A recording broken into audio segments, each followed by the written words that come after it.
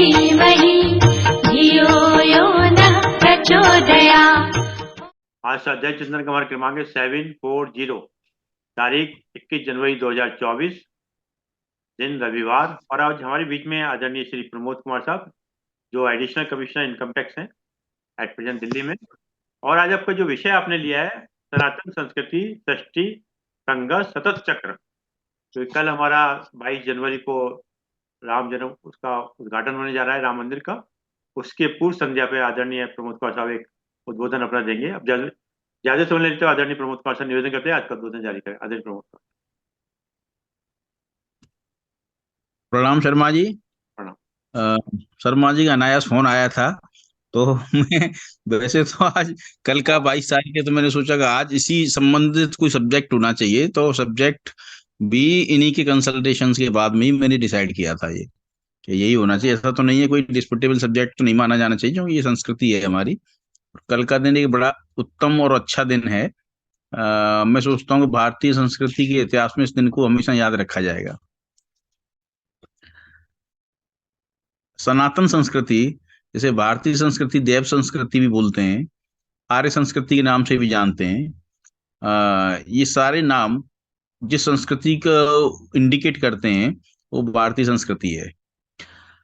भारतीय संस्कृति जब से सृष्टि की रचना हुई, विधाता ब्रह्मा ने सृष्टि की रचना जब से मानी जाती है, जब से ही सनातन संस्कृति है। बल्कि रचना से भी पहले से सनातन संस्कृति तो है।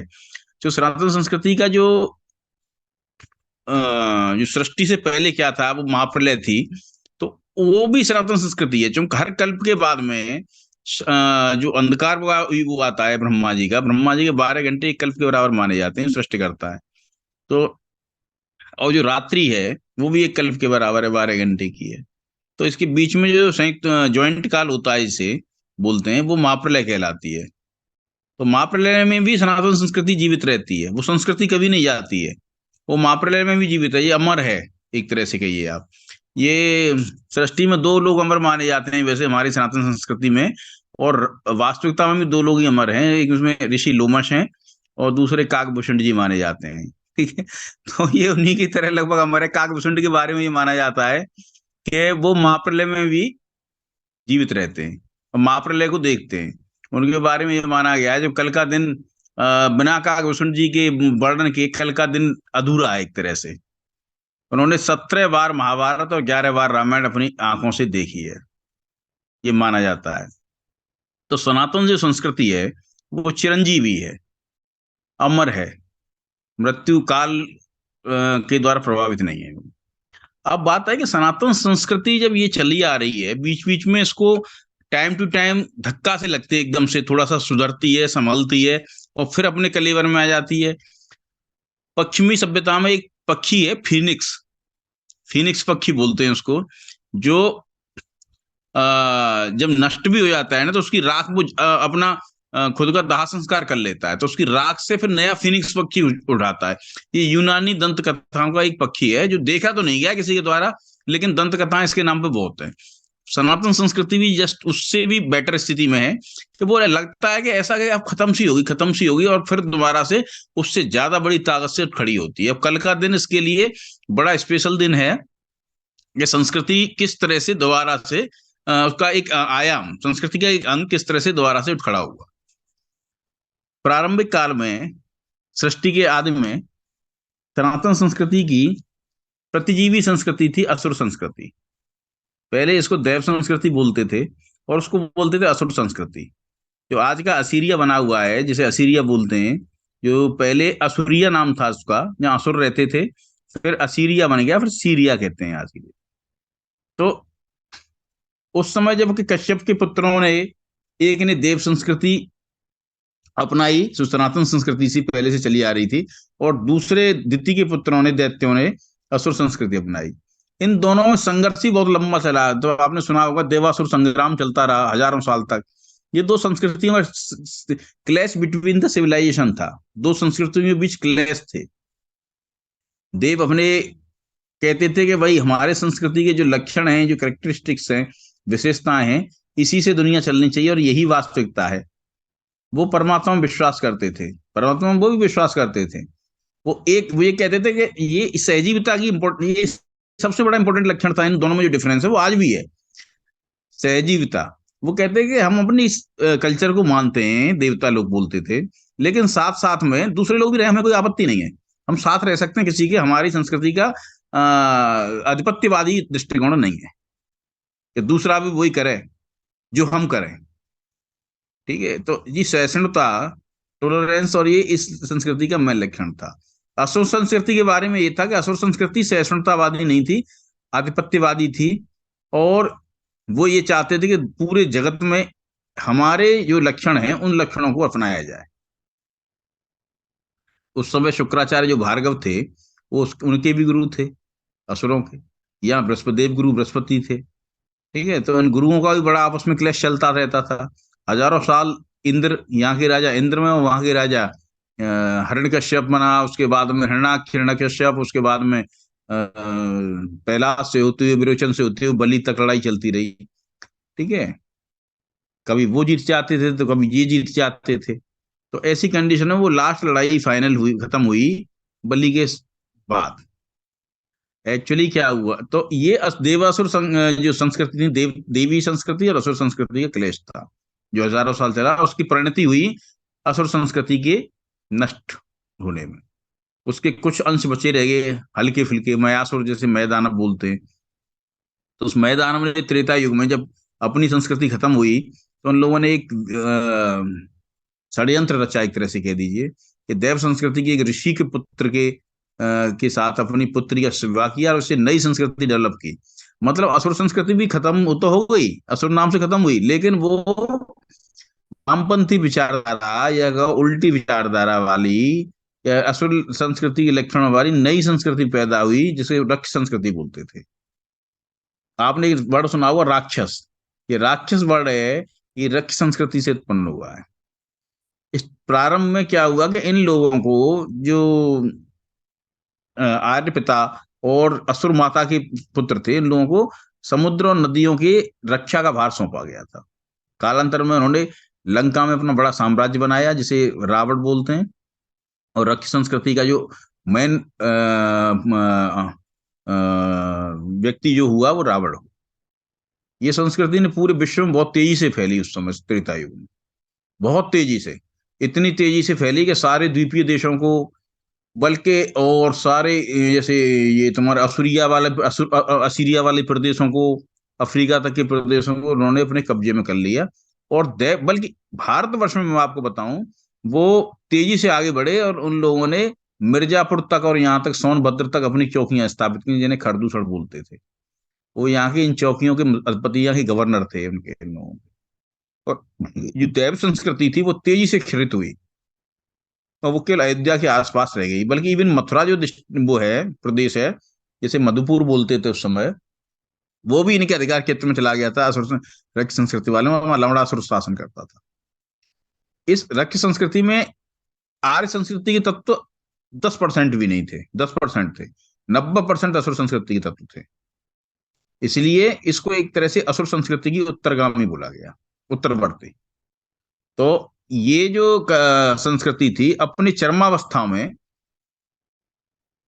आपका पूरा मध्य प्रदेश तक, बल्कि सोनभद्र तक, मिर्जापुर तक और यहाँ तक फैली हुई थी, मथुरा तक, ये सब फैली हुई थी, ये इनके कब्जे में थे। केवल अयोध्या और सराउंडिंग्स के कुछ हिस्से, प्रयाग वगैरह जो बोलते हैं, और मिथिला इस संस्कृति से परे रह गए थे बस। लेकिन इस संस्कृति के लोग वहां भी उपद्रव करते थे। गुणों में बिल्कुल असुर संस्कृति की तरह थी, मांस भक्षण है, और आपका आप जो आजकल वामपंथ के लक्षण देखते हैं वो वामपंथ के सारे लक्षण रक्ष संस्कृति में पूर्ण होते थे। मैं वामपंथ का अब मानसता के रूप में माने तो वामपंथ का द्वितीय वर्जन था ये, असुर संस्कृति के बाद रक्ष संस्कृति। हर चीज उल्टी, मतलब जो दैवी संस्कृति से उसका हर चीज मतलब उसमें उल्टा उपादान। भगवान राम उस समय ऐसा लगने लगा था कि इन लोगों ने अयोध्या पे भी अटैक किया था। मैं पुराणों में भी उल्लेख है कि जो भगवान राम थे उनके पिता दशरथ जी थे, उनके 3 जनरेशन पहले अनरण्य हुए थे, उन पर अटैक किया था रावण ने और उनको युद्ध में परास्त भी किया और उनको मार डाला था। ये चरम था उस समय। बस अयोध्या का साम्राज्य कैसे भी करके नष्ट होने से बचा रह गया था। और मिथिलाधिपति जो जनक थे वो एक योगी और वीतरागी संत थे, संत संत राजा थे एक तरह से। क्या उनके आपने तो पढ़ा होगा कि भगवान श्री कृष्ण भी गीता में कहते हैं कि जनकादि ज्ञानी जन जिस निष्काम कर्मयोग से, ये तीसरे अध्याय में है, जनकादि ज्ञानी जन जिस निष्काम कर्मयोग के द्वारा मोक्ष को प्राप्त हुए, तो वो वहां उनका उदाहरण देते हैं। तो वो इस तरह के निष्काम कर्मयोगी थे एक तरह से। तो इसलिए उनका आधिपत्यवादी कोई वो था ही नहीं। इवन अयोध्या के राजा चक्रवर्ती थे जो उसके सबसे नजदीकी थे, लेकिन उस समय अयोध्या, जब भगवान राम का जन्म हुआ उससे पहले, दशरथ के समय से पहले तक अपने सबसे खराब समय से गुजर रही थी। ये वास्तविकता है। आप पढ़ेंगे महाभारत, आप पढ़ेंगे वाल्मीकि रामायण या और ग्रंथों को जो तत्कालीन योग वशिष्ठ वगैरह को, तो इसमें ये क्लियर लिखा हुआ है। तो उसके बाद आज आपने देखा होगा केकई रानी थी, विश्वामित्र थे। ये भी क्लैश बिटवीन द सिविलाइजेशन का एक वो था कि रक्त संस्कृति दुनिया पर अद्वैतवादी संस्कृति कायम रहेगी, उसके लक्षण रहेंगे, या देव संस्कृति पुनर्जीवित होगी। भगवान राम, ये अवतार की कॉन्सेप्ट है ना।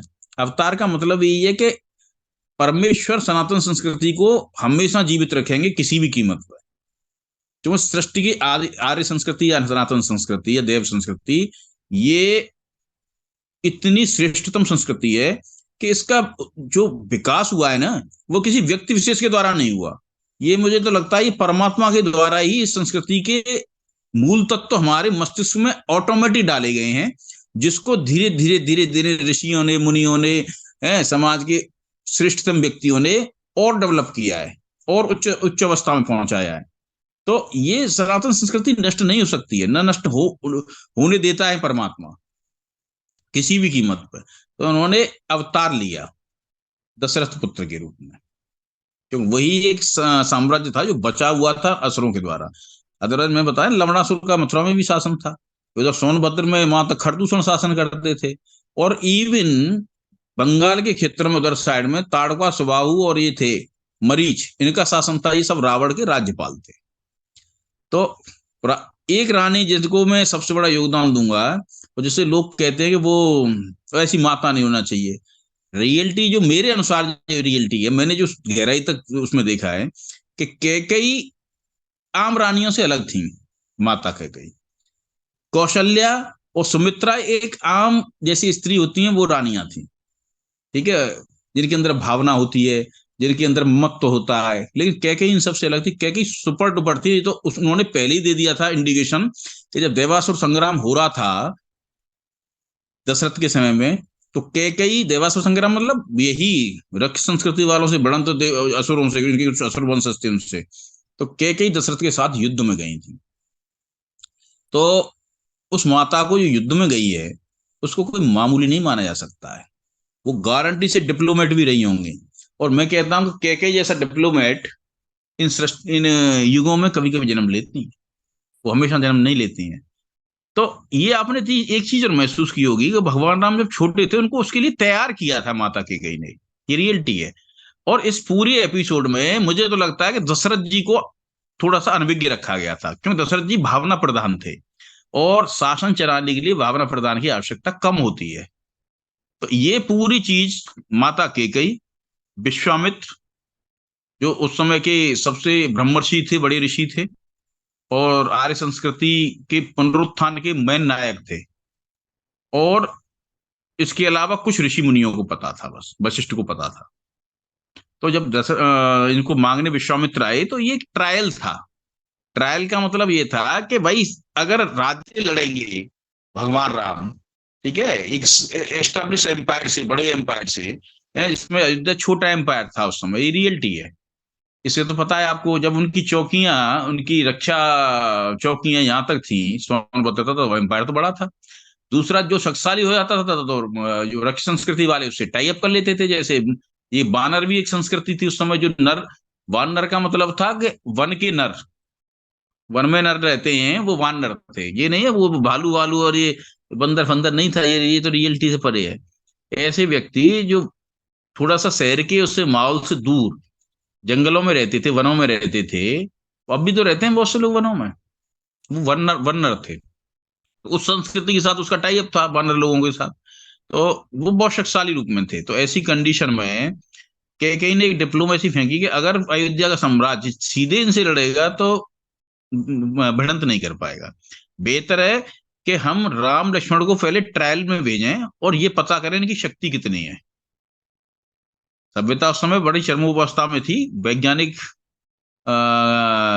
प्रयोगों के लिहाज से भी वो समय आज के समय से ज्यादा उन्नत था। अब इस पर कोई क्वेश्चन भी कर सकते हैं भाई कैसे उन्नत था, तो उसमें भी बता दूंगा कैसे उन्नत था। उस समय हथियार जो मिलिट्री सिस्टम मिलिट्री इक्विपमेंट थे वो आज से बेहतर इस कंडीशन में थे। तो ऐसी कंडीशन में राम को पहले ट्रायल कराया गया ताड़का स्वभाव मरीच को मारने के लिए, कि भाई इनको मार पाते नहीं मार पाते। एक सिद्धांत होता है, राजनय का सिद्धांत भी है और मिलिट्री साइंस का सिद्धांत भी है, कि किसी को अगर तुम्हें नष्ट करना है तो उसके सेंटर पे जाके अटैक मत करो। किसी रोटी को खाना है आपको तो उसके बीच के हिस्से से वो नहीं खा पाओगे, आप किनारों से खाना शुरू करोगे तो ज्यादा बेटर है। बीच के हिस्से को खाओगे तो वो रोटी खाने में नहीं आएगी। इसी तरह किसी साम्राज्य को बड़े को नष्ट करना है तो उसके सेंटर यानी राजधानी पर अटैक करोगे तो वहां तुम मारे जाओगे। इसलिए वो किनारों से आप उसे थोड़ा सा कमजोर करो, उसके बाद में सेंटर पर पहुंचिए। तो ये दैट वाज ए ये एक प्रैक्टिस थी और ये सारा कुछ केके को आइडिया था, पता था, बल्कि उस निर्देशन में हो रहा था।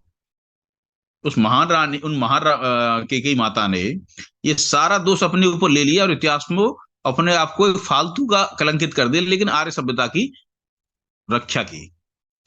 मैं आपको बताऊं तो ताड़का स्वभाव को सफलतापूर्वक मारने के बाद में ये पूर्णतः विश्वास इन लोगों को हो गया कि भाई अब भगवान राम आराम से इन असुरों का अंत कर सकते हैं। तब जब वहां से लौट के आए तो उनकी शादी वादी हुई जनक महाराजा जनक की पुत्री से, माता सीता से। उसके बाद में फिर जब ये मौका आया कि भाई दशरथ जी ज्यादा वृद्ध हो चुके थे, क्योंकि वृद्धावस्था में तो इनके पुत्र ही हुए थे, तो ये छोड़ना चाहते थे। तो उसी समय केकई ने कहा कि भाई अब राजा राम बन गए तो फिर राम युद्ध कैसे करेंगे, फिर तो क्या हो अयोध्या का साम्राज्य युद्ध कर रहा है। तो अयोध्या का साम्राज्य युद्ध करेगा तो वो शक्तिशाली साम्राज्य था।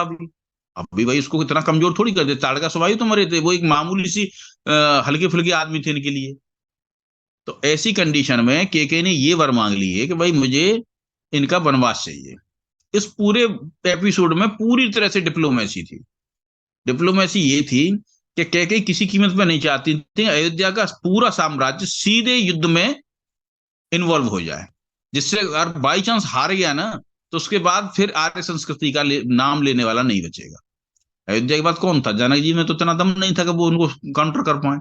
तो इसलिए केके ने यहाँ माता केके ने डिप्लोमेसी कर दी कि उन्होंने कहा ना ना ना भरत को दे दो, उसके बाद में राम और लक्ष्मण को दोनों को भेज देते। राम लक्ष्मण बड़े धनुर्धर थे, ये वास्तविकता है। भगवान श्री कृष्ण ने भी कहा है गीता में कि 10वें अध्याय में धनुर्धारियों में राम मैं ही हूँ। राम जैसा धनुर्धर पैदा नहीं हुआ, अर्जुन वगैरह सब बहुत नीचे थे, तो अर्जुन तो कुछ भी नहीं थे। धनुर्धार ये सबसे बड़े धनुर्धर थे शायद मानव जाति के इतिहास के। तो इनको फिर जंगल में जब दोबारा से चले गए, इनको भेज दिया, चलो अब बार विश्वामित्री आवश्यकता थी नहीं, अब बच्चे तो थे नहीं वो, अब तो बड़े थे। तो ये बात केवल राम को, कैकेयी को या फिर विश्वामित्र को और या फिर वशिष्ठ को पता थी, इसलिए इनको वनवास दिया गया। वनवास में पहुंच गए इन्होंने, चित्रकूट के आसपास से ही खरदूषण को संहार करना शुरू कर दिया। उनसे ये खरदूषण मारे, फिर और आगे बढ़े सुग्रीव, बाली, चूंकि बाली राइट हैंड था। तो इस तरह से वो अपनी आर्य संस्कृति का प्रचार करते गए। आपने एक चीज देखी होगी कि जब ये ऋषि मुनियों के पास पहुंचे, भारद्वाज क्या थे, भारद्वाज वैमानिकी के सबसे बड़े आचार्य थे उस समय। उन्होंने एक विमान बनाया था पुष्पक, जो अपने दो देवते कुबेर को दिया था। मैं आपको बता दूं भारद्वाज की पुत्री इलाविडा विश्रवा ऋषि की प्रथम पत्नी थी और कुबेर उनके पुत्र थे विश्रवा के। और विश्रवा की द्वितीय पत्नी कैकसी थी और उसके रावण, कुंभकर्ण, विभीषण और सुवर्णनख नाम की पुत्री थी। तो ये कुबेर जो थे इनको ही गिफ्ट में दिया गया था, उन्हीं का लंका पर शासन था। तो इस रावण ने अपने भाई को, जो विमाता का पुत्र था, उनको वहां से भाग के और पुष्पक को कब्जे में ले लिया। तो कोई भी नाना ये नहीं चाहेगा भाई उसके देवते को मार कूट के भगा दिया जाए और उसे कब्जे में कर लिया जाए, उससे सारे विमान छीन लिए जाए। तो उस कंडीशन में कोई मतलब भी बेचारे परेशान थे। अच्छा, बड़ी टेक्नोलॉजी का विमान था वो, उसमें कई खूबियां थी, विश्व के सर्वश्रेष्ठ विमान में से एक था। तो ऐसी कंडीशन में उसकी सारी टेक्नोलॉजी को भारद्वाज जानते थे। तो आपको ये पता है कि भगवान राम कहाँ कहाँ गए? भगवान राम भारद्वाज के आश्रम में गए, क्योंकि उनके आश्रम में जाना परमावश्यक था। क्योंकि उस रावण के पास वैमानिकी का बहुत बड़ा वो था, बेस था, एरोनॉटिक एयरफोर्स का। तो उसकी काट करने के लिए भारद्वाज ही सक्षम थे, तो इसलिए भारद्वाज के आश्रम में भी गए। उसके बाद में वो फिर अत्रि के आश्रम में भी गए, वो अगस्त्य में। क्योंकि रावण, ये रक्षी संस्कृति थी, ये बनाई ही गई थी नदियों के और समुद्रों की रक्षा के लिए। तो उसके पास नेवल फोर्स भी थी और बड़ी अच्छी नेवल फोर्स थी। तो उसकी जो काउंटर है वो केवल अगस्त्य कर सकते थे। अगस्त्य भी नेवल के बहुत बड़े आचार्य थे, प्रोफेसर थे, ठीक है, जिन्होंने क्या कहा है ना, समुद्र पी लिया, ये एक रूपक हैं जो समाज में प्रचलित हो गए। ये रूपकों को हमें बहुत ही मतलब वैज्ञानिक तरीके से लेना चाहिए, न कि एक जनरल तरीके से। समुद्र पी गए, अब पीने का मतलब क्या है, समुद्र पर विजेत विजित थे वो, समुद्र के विजेता थे। तो इसलिए वो फिर उनसे भी मिले, अगस्त्य से मिले। आपको पता है सुतीक्ष्ण जी ने अगस्त्य ऋषि के आश्रम का पता बताया था। अगस्त्य रावण के सगे चाचा थे, ये बता दूंगा। विश्रवा और अगस्त्य दो भाई थे जो पुलस्त्य के पुत्र थे। वो भी परेशान थे इसकी राक्षस नीतियों से। तो इसीलिए उन्होंने भगवान राम को पूर्णतः समर्थन दिया, सहयोग दिया। अत्रि उस समय अग्निक्रिया विज्ञान के सबसे बड़े आचार्य थे। अग्निक्रिया विज्ञान बोलते हैं मिसाइल टेक्नोलॉजी मान लो, या बाण या धनुष मान लो। उस समय बाण बोलते थे, आज मिसाइल बोल देते हैं। उस समय धनुष बोलते थे, आज लांचर बोलते हैं। कोई सरकंडे के तीरों से वो थोड़ी इतने बड़े आदमी मारे जा रहे थे, या कोई धनुषों, लकड़ी के धनुषों से, ये लांचर थे रियल सेंस में। और अत्रि ऋषि ये अग्निक्रिया विज्ञान के सबसे बड़े आचार्य थे, वहां भी गई है। तो जब एक बार एक और ऋषि थे जो बहुत दीर्घजीवी थे, तो ये अपना जब आर्य संस्कृति का प्रसार दक्षिण में करते थे ऋषि मुनि, तो इनको राक्षस संस्कृति वाले मारपीट करते थे। और इनको इनके यज्ञों में, उस समय यज्ञ प्रदान था, मंदिर प्रदान नहीं था, मैं आपको बता दूं। वो हमारे यहाँ देव संस्कृति में उस समय त्रेता युग में यज्ञ किए जाते थे, और इन यज्ञों में हड्डियां डालना, वही जो आजकल की ड्रामा है, वही ड्रामा उस समय करते थे वो लोग। जैसे आज मंदिरों को दूषित किया है इन लोगों ने हजारों सालों में, ऐसे ही उस समय यज्ञों को दूषित करते थे। तो ये काम कब करते थे, भगवान राम ने भुज ठाय प्रण कीन, तो निष्ठर हीन करहूं मही।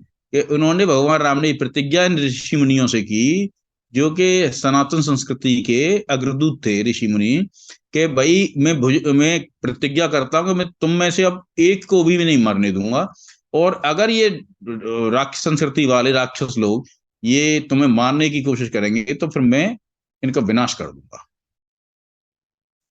लेकिन इतना जल्दी भरोसा होना जरूर थोड़ी था। लोग, ऋषि मुनियों को भरोसा जब जब होता है ना, जब भगवान राम कुछ करके दिखाते।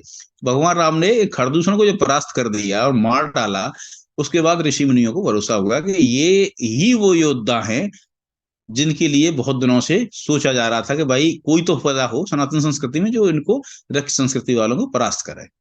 क्योंकि ये लोग आधिपत्यवादी, हिंसक हैं, और जो सेम ऐसे थे जैसे आज इस्लामिक संस्कृति वाले थे, जो पिछले 1000 सालों में आपने तो प्रत्यक्ष देखा है कि किस तरह से इन्होंने हिंसा के द्वारा, आधिपत्य के द्वारा दूसरे धर्मों को या दूसरी संस्कृति को नष्ट करने के लिए कोशिशें की।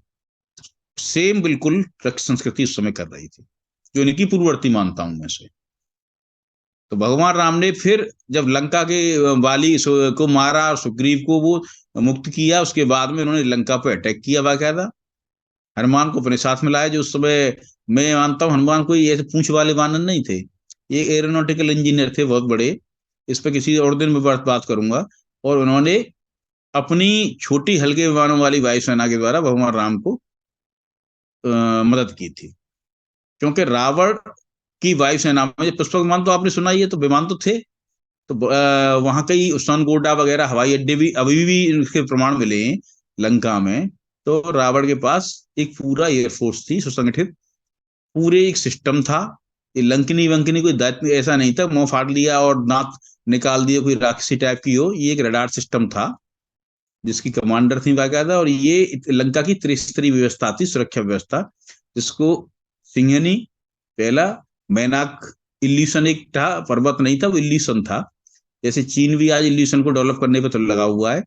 एक ऐसा इल्यूशन, थोड़ा सा इसके बारे में डिस्कस कर लूं शर्मा जी, अगर आप कहें तो। या बिल्कुल बिल्कुल हल्का कर लीजिए सर, बिल्कुल ठीक रहेगा। ऐसा था कि लंका की जो सुरक्षा व्यवस्था थी, आप उसको एक इस तरह से लेके दुनिया का सबसे शक्तिशाली साम्राज्य किस तरह से अपने आप को सुरक्षित करता है। तो वहां जैसे समुद्र, रावण को क्यों इतना भरोसा था कि यहाँ कोई आ ही नहीं सकता, कि इसका कारण ये तीन सिस्टम थे। पहला सिंगनी सिस्टम, दूसरा मैनाक, और तीसरा लंकनी। जैसे आज भी नाम होते हैं ना, किसी ने ब्रह्मोस नाम रख दिया मिसाइल का, तो किसी ने S-400 रख दिया कि भाई ये ऐसा सिस्टम है इसमें कोई मिसाइल नहीं आ पाएगी। ऐसे ही उस समय नाम थे। ठीक है, सिंगनी सिस्टम एक ऐसा नाम था, इलेक्ट्रोमैग्नेटिक वेव्स का एक ऐसा सिस्टम था जो किसी भी ऑब्जेक्ट को जो ऊपर उड़ रहा है आसमान में, उसको अपनी ओर पूरी ताकत से खींचता था। ये क्या करता था कि इलेक्ट्रोमैग्नेटिक वेव्स डालता था, उस वेव्स के द्वारा दो काम होते थे, या तो उसका इंटरनल इंजन फिंजन सिस्टम है वो बेकार हो जाता था, जो विमान उड़ के जाता था, या फिर वो अपनी ओर अट्रैक्ट चुंबकीय ताकत से इलेक्ट्रोमैग्नेटिक वेव से खींचता था। वही हनुमान जी के साथ हुआ। हनुमान जी जैसे ही चले उड़ के अपने उससे, तो हनुमान जी के उसको विमान को उसने खींचा अपनी ओर पूरी ताकत से। और हनुमान जी एक सुपर डुपर पायलट थे, एक तरह से कह लो सीधी सीधी, वो आसमान में उड़ते थे और सुपर डुपर पायलट थे। तो वो इस बात को जानते थे कि अगर मैंने इसको, ये भी साइंटिफिक फैक्ट है कि इलेक्ट्रोमैग्नेटिक वेव से कोई ऑब्जेक्ट को खींच रहा है और तुमने उसके एंटी फोर्स लगाया, तो समझ लो आपके दो चीज होंगी, या तो आपका इंजन विंजन और उसका जो इंटरनल सिस्टम है वो खत्म हो जाएगा एब्सोल्युटली। तो हनुमान जी ने उसे एंटी फोर्स नहीं लगाया, वो उसी में उतार दिया। तो जिसको तुम सिंगनी या सुरसा बोलते हो, दोनों एक ही नाम थे। तो सुरसा सिस्टम में जैसे ही उतारा उसके में, तो वही ऑपरेट जो सिस्टम को करता है उस पर ही हमला कर दिया उन्होंने, तो वो सिस्टम हो गया फेल हो गया। तो फिर वहां से वो हनुमान जी अपने विमान को ले आए। लेकिन एक रावण ने बड़ी स्टाइल से इनको 3 स्तरीय सुरक्षा भी की थी। उसे पता था कि अगर इस पे से भी कोई विमान छूट गया, चालाकी से ले गया निकाल के कोई पायलट, तो दूसरा वो उसका कम से कम इतना तो होगा कि उसका इंटरनल जो कम्युनिकेशन सिस्टम है, इंटरनल जो सिस्टम है, वो कुछ गड़बड़ हो जाएगा। तो ऐसी कंडीशन में वो उसको रिपेयर करने के लिए कहीं ना कहीं तो उतारेगा लंका में आने से पहले। तो सिमिलरली फिर एक इल्यूशन पैदा किया गया था, वो था नहीं, दिखता था लेकिन, जिसे मैनाक पर्वत बोलते थे। दैट वाज इल्यूशन, रामायण में साफ लिखा है। ठीक है, आप उसे वैज्ञानिक माइंडसेट से देखेंगे तो आपकी समझ में बिल्कुल आ जाएगा। अगर आप देखेंगे धर्म के माइंड, मतलब ऐसे माइंडसेट से तो नहीं आ पाएगा। तो जैसे वो ऐसा पर्वत सा दिखता था कि पर्वत सा है समुद्र के बीच में, तो लेकिन वो था नहीं, वो पानी था वहां। ठीक है, इस इल्यूशन पर चाइना काम कर रहा है आजकल, मैं आपको बता दूं। वो एक आसमान में एक शहर सा बसाता है, आपने देखा होगा कभी कभी, एक दो बार सूचनाएं आई थी 2015-16 में कि आसमान में एक ऐसा एक्सपेरिमेंट किया चीन ने कि वो मल्टी स्टोरी बिल्डिंग है और वो है सब है, एक शहर सा बसा हुआ, लेकिन वो था नहीं। ये सेम इल्यूशन था, ऐसे ही माया कहते थे उस समय, भ्रम। माया मीन्स भ्रम।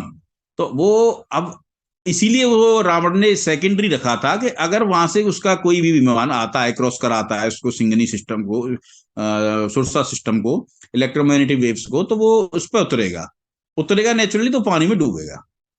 हनुमान जी ने उतारने की कोशिश की, तो हनुमान जी इसको समझ गए एकदम से कि भाई ये कोई बेवकूफ बनाने वाली काम है। तो उन्होंने इसको सीधे ले गए। तीसरा सिस्टम था, वो एक ऐसा रडार था जिसका नाम लंकनी था। तो वो रडार मच्छर के समान आकृति भी जाती थी, तो उसको भी वो रडार अपने कैच करता था। ये रामायण में उल्लेख है, मैं गलत बोल रहा हूँ बता, कि मच्छर, जब उसने उसकी कमांडर ने कहा कि कहाँ जा रहे हो, अच्छा पहले एक सिस्टम और था विमान को छोटा और बड़ा करने का, पुष्पक के बारे में मशहूर था, वो कितना ही बड़ा हो जाता था। ठीक है, ये एक टेक्नोलॉजी थी कि विमान को एक्सपेंड कर दो और उसको छोटा भी कर दो। तो हनुमान जी ने अपना विमान छोटा किया जिससे रडार के सिस्टम से बचा रहे, और वो जब जाने लगा था, लेकिन वो लंकनी रडार इतना शक्तिशाली था कि उसने उसको कैच कर लिया और वहां उनको वार्निंग दी कि आप नीचे उतरो नहीं, अदरवाइज हम। तो हनुमान जी ने वहां नीचे उतर के उसकी कमांडर के साथ भी वही हाल किया जो तुरसा के कमांडर के साथ किया। तो ये रियलिटी में तीन कोई दांत फाड़ने वाली या कोई दांत निकलने वाली कोई ऐसी राक्षसी नहीं थी कि उसको हम उससे देखें। ये तीनों ही इलेक्ट्रोमैग्नेटिक वेव्स के और इल्यूशन के और लंकनी नामक रडार के सिस्टम थे।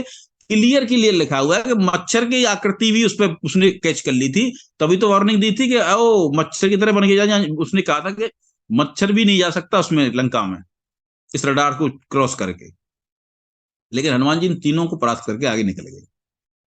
ठीक है, तो ये रियलिटी में विश्व के सबसे शक्तिशाली सबसे, अब जो आपने बताया रावण को विद्वान भी बोला गया, विद्वान वो विद्या में विद्वान था, ज्ञानी नहीं था। दो चीज है, ज्ञान और विद्वान। ज्ञानी और विद्या।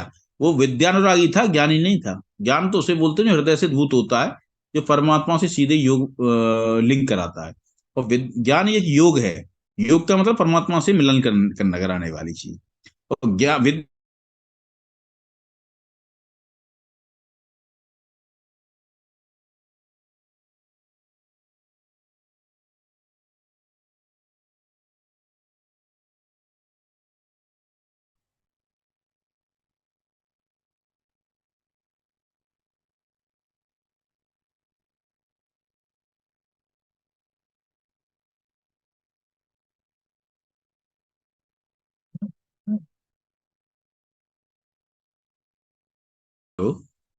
आवाज आवाज आ रही है मेरी?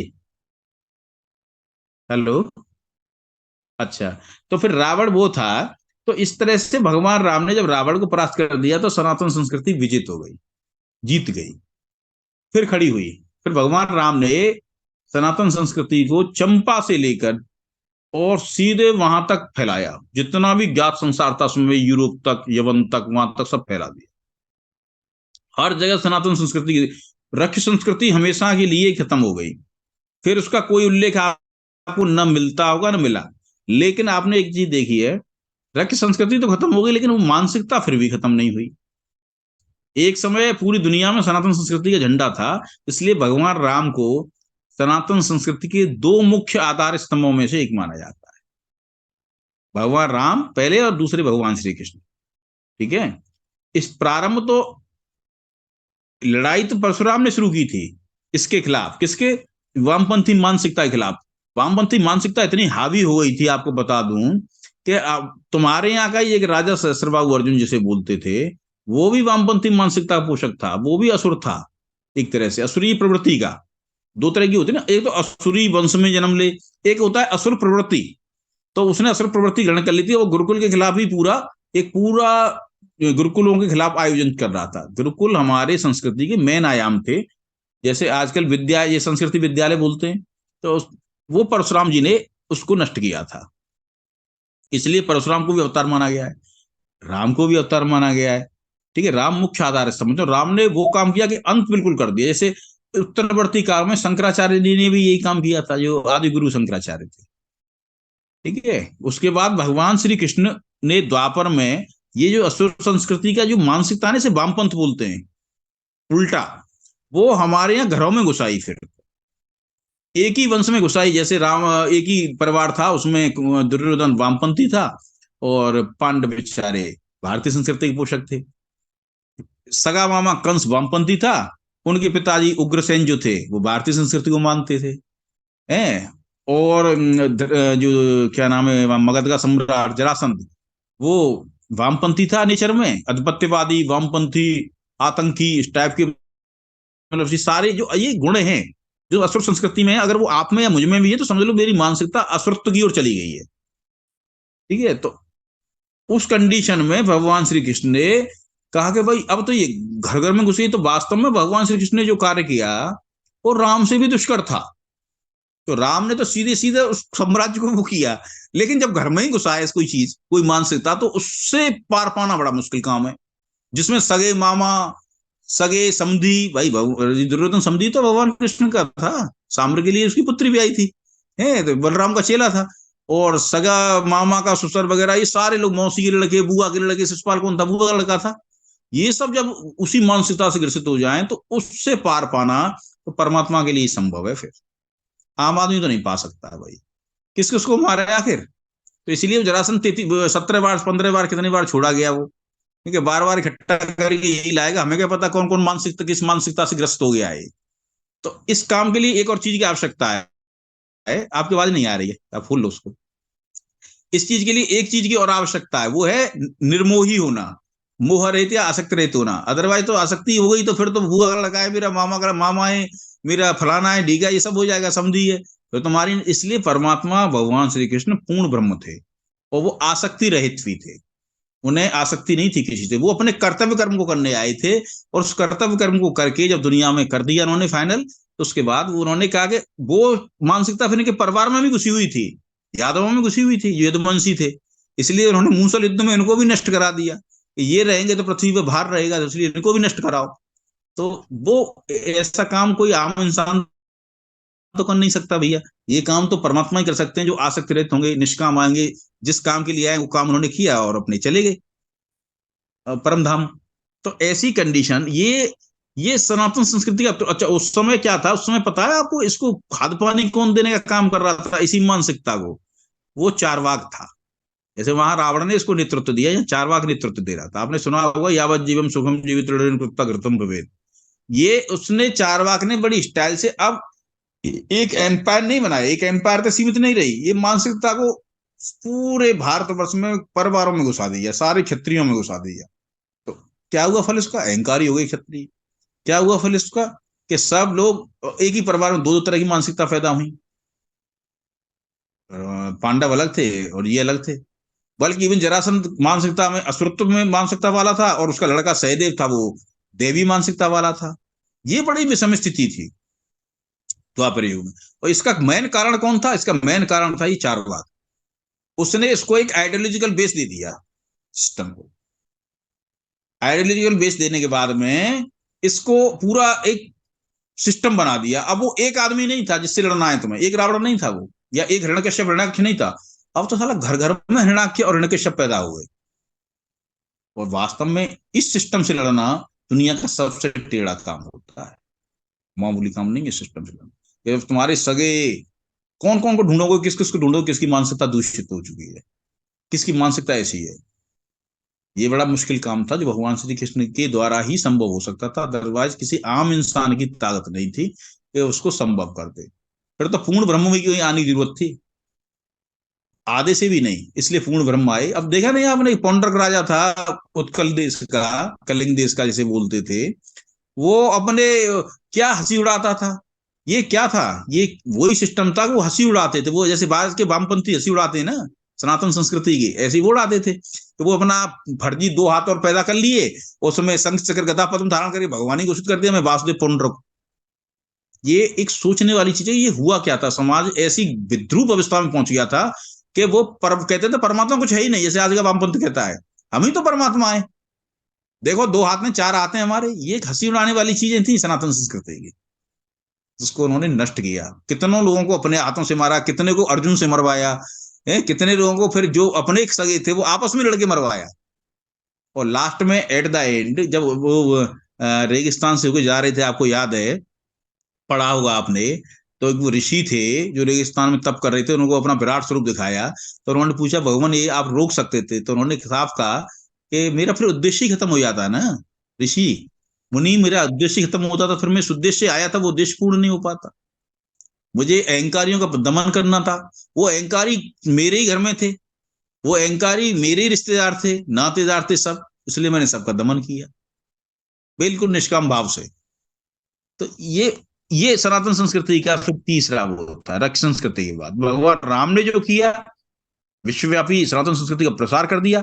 आज चंपार देश में, जैसे हम वियतनाम को बोलते हो, वियतनाम के एक पार्ट आगे, तो उस वियतनाम में आज भी हिंदू संस्कृति किसने स्थापित कराई? भगवान श्री राम ने। वो सभी की है।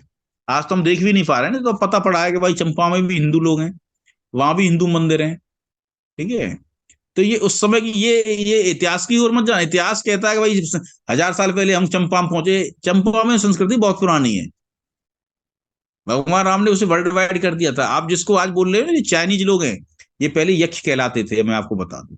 ये यक्ष संस्कृति थी।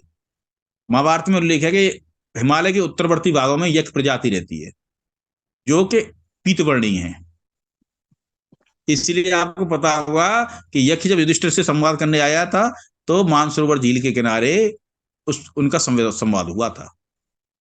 ऐसे ही जिसे आज वेस्टर्न कल्चर बोलते हो आप, जो कि यूरोपीय अमेरिकन कल्चर है, उस समय गंधर्व कल्चर थी। वो गंधर्वों के गुण देख लो आप और वेस्टर्न वालों को देख लो, सेम है। गंधर्वों की स्त्रियां अप्सराएं बोलती थे, इनको स्वेद नहीं आता था, इनकी छाया, क्योंकि वहां ठंडा मौसम है तो स्वेद तो आएगा ही नहीं ना।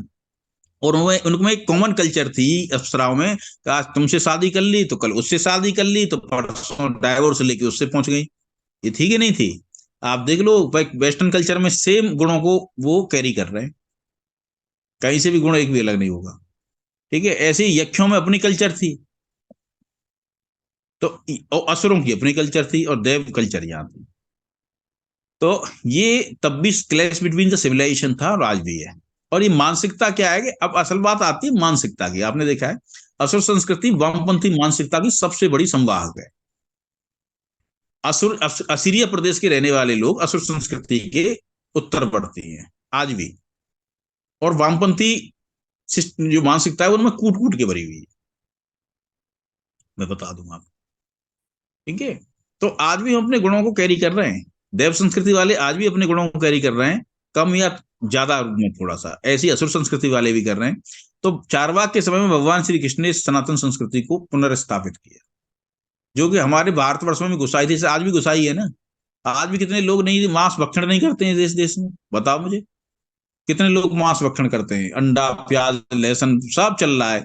देव संस्कृति में ये कभी नहीं था, कभी भी नहीं था। देव संस्कृति में इन लोगों, भगवान कृष्ण ने गीता में 17वें अध्याय में कहा है, आहार के बारे में बताया कि अर्जुन 3 तरह का आहार होता है, सात्विक राजस तामस। सात्विक प्रवृत्ति वाले लोग रसयुक्त चिकने और शुद्ध पदार्थ खाते हैं जो प्रकृति ने दिए हैं। राजस प्रवृत्ति वाले लोग खट्टे मीठे चरपरे और इस तरह के लोग खाते हैं। ये सही है, इसे खा सकता है आदमी, लेकिन ये थोड़ा सा रोग पैदा करते हैं, उन्होंने साफ कहा है।